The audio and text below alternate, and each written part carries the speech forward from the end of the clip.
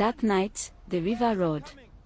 Waves rose like angry giants, lightning flashed, and in the middle of it stood Amora. But she was no longer human. Her eyes glowed red, her hair floated like smoke, and her body shone with scales of silver. On the sand, her husband Obinna fell to his knees. "Amora, please, forgive me," he cried. Her voice cut through the storm. "You betrayed me, Obinna. Now the river will take you." The water rushed forward.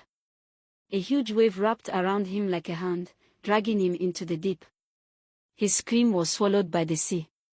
The villagers ran, terrified. That night, they warned their children. Never betray love. Never betray a spirit.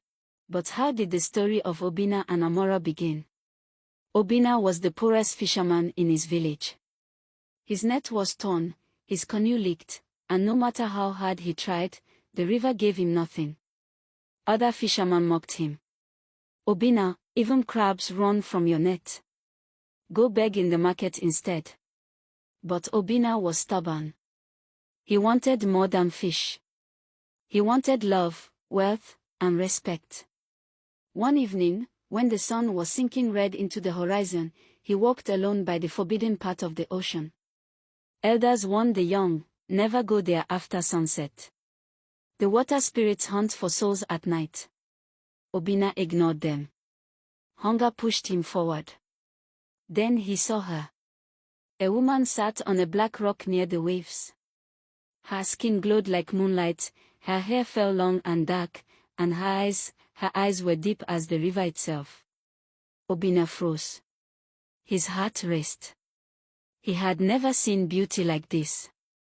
The woman turned her head slowly. Her voice was soft, like the sound of water. "Why do you stare at me, fisherman?" Forgive me," Obinna stammered. "I have never seen anyone like you before." She smiled, and the river seemed to move with her smile. "Then maybe you were meant to find me." That night, Obinna's life changed forever. From that night, the mysterious woman began to appear to Obinna. She called herself Amora. She never came during the day, only at twilight, when the river turned black and the air grew heavy. Soon, Amora followed him into the village. Men stared in envy, women gossiped, mothers shook their heads. But Obinna didn't care. He was in love. He married her. Against all warnings, against all whispers, he made Amora his wife. From that day, everything changed. His nets filled with fish. His canoe no longer leaked. Gold coins appeared in his pockets as if the river itself had chosen him. For the first time in his life, Obinna ate like a king. But one night, as the moon burned bright, Amora turned to him with serious eyes. Her voice was sharp, her face fierce. "Listen to me, Obinna. There are 3 rules you must never break." Obinna nodded quickly. "Tell me." She lifted her hand and counted with her fingers. "Never follow me when I go to the river at midnight. Never ask me where I come from. And never speak about things you do not understand." Her voice grew cold. "If you love me, you will obey." Obinna swallowed hard and nodded. At that moment, he meant it. He thought love was enough. But curiosity is a dangerous seed. And Obinna had already planted it. Obinna tried. For many nights, he closed his eyes when Amora rose from their bed at midnight. He told himself he loved her, that her secrets were hers alone. But the whispers in his head grew louder. Why only at midnight? What does she hide in the ocean? Who is she, really? One full moon night, he could no longer resist. Amora slipped quietly out of the hut, her shadow long in the silver light. Obinna waited, heart pounding, then followed. The river was calm, glowing under the moon. And there, at the water's edge, he saw her. Not as his wife. Not as the woman he thought he knew. Her legs were gone. In their place stretched a glittering tail, scales shining emerald and gold.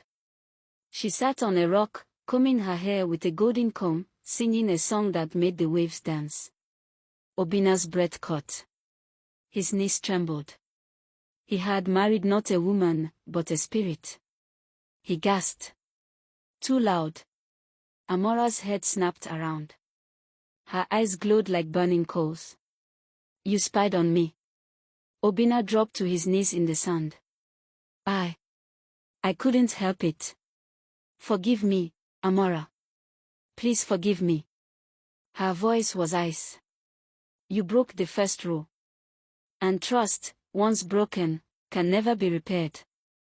The waves behind her rose higher, hissing like snakes. She vanished into the sea, leaving Obinna shaking, alone, and terrified. From that night, their joy began to rot. After that night at the ocean, Obinna felt the change. At first, it was small. His net came up lighter. His canoe rocked strangely on calm water.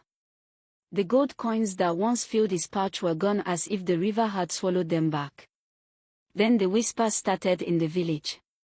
Obinna's wife is not human. She has locked his manhood. That woman will ruin us all. Even his own mother spat at him in the market. You brought a curse into this family. That woman will drag you into the sea. Obinna tried to deny it, but fear gripped his heart. At night, Amora's eyes seemed sharper, colder. She no longer laughed at his jokes. Her silence was heavy, her presence frightening. Years passed. Their home remained childless. The women in the village mocked him openly. What kind of man marries the river and expects a child? Obinna's pride crumbled. Hunger returned. His belly growled like before, his net empty, his canoe cracked. Desperate, he went to a ritualist, a dark man whose eyes glowed like coals. The man listened quietly, then leaned close. Your wife is no woman. She is mommy water. If you want to live, you must bind her spirit before she destroys you. Obinna swallowed hard. Bind her. How? The ritualist placed a chalk and a knife in his hand. Draw the circle of binding around her while she sleeps. Speak the words I have given you. If you fail, his eyes flashed, the river itself will rise against you. Obinna's hands shook. Fear battled with desperation. But when he thought of hunger, shame, and the villagers' laughter, he made his choice. That night, as Amora lay sleeping, Obinna lifted the chalk. The moon was high when Obinna began. Amora lay beside him, her breathing soft and steady. Obinna's hands trembled as he drew the chalk circle around the mat. Sweat dripped from his forehead onto the floor. The words of the ritualist burned in his mind. He whispered them shakily, his voice breaking.